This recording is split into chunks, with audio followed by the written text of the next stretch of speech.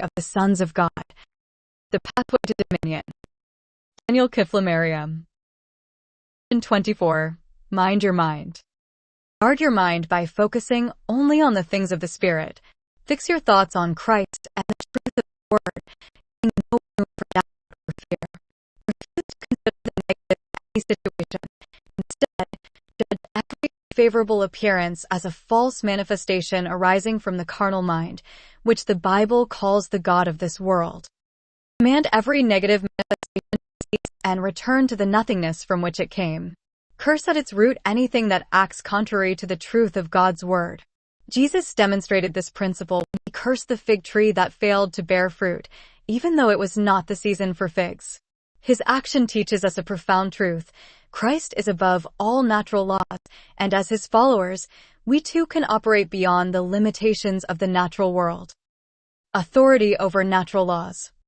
At first glance, it may seem unreasonable for Jesus to demand fruit from a fig tree out of season.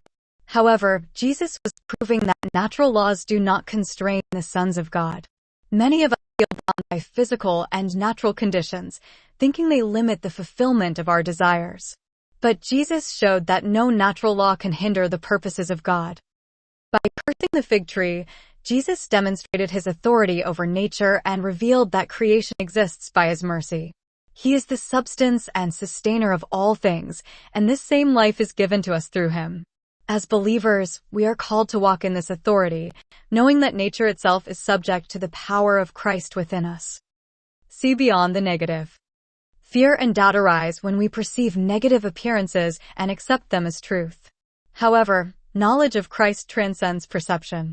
True knowledge sees beyond contradictions to the reality of God's promises. The negative is the work of the enemy, but the Son of God was manifested to destroy the works of the devil. 1 John 3 verse 8. You are empowered by Christ to confront and destroy every negative manifestation. Curse the negative as Jesus cursed the fig tree. Rebuke storms, diseases, and evil spirits as Jesus did, commanding them to cease and return to their non-existence. Refuse to entertain negativity. Do not expect negative things to happen to you. Refuse to give the enemy access to your life through doubt or carnal thinking. Keep your mind fixed on the things of the Spirit, setting your affection on the realities of heaven where Christ is seated. Colossians 3 verse 2. You are dead to the carnal mind and alive to the mind of the Spirit. The carnal mind invites negative manifestations by separating itself from Christ, the substance that sustains peace and harmony. An example of this is Peter walking on water. When Jesus commanded Peter to step out of the boat, his words overrode the natural law of gravity, enabling Peter to walk on water. However, when Peter noticed the storm and doubted, he began to sink.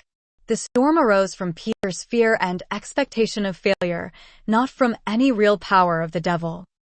The storm was simply a natural phenomenon that occurred because Peter withdrew the power of Christ through doubt. When Jesus calmed the storm, it wasn't the storm's inherent power he addressed, but the absence of the peace that his presence brings. Jesus rebuked Peter because his doubt had withdrawn the sustaining power of Christ, allowing the storm to manifest. Christ, the Prince of Peace. The power of Christ maintains creation in perfect peace and harmony. Humanity was given dominion over the earth through Christ, and when we align our minds with him, his peace governs all things. Negative manifestations such as lack, sickness, or storms occur when the power of Christ is withdrawn.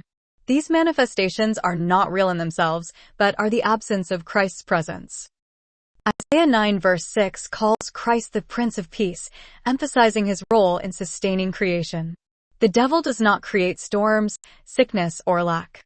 Instead, he deceives the human mind, causing it to turn away from Christ and withdraw the power that sustains peace. When the power of Christ is reintroduced, the negative manifestations cease. The non-reality of negative manifestations. There is no true reality in lack, sickness, poverty, or death. These are not creations of God, but temporary phenomena that arise in the absence of Christ. They are non-entities, mere shadows that fade when Christ's power is supplied. For example, sickness. It is not a reality but a manifestation of the absence of Christ, who is the substance of health. When Christ is revealed, sickness disappears. Lack is not real but a temporary condition that ceases when Christ, the provision, is made manifest.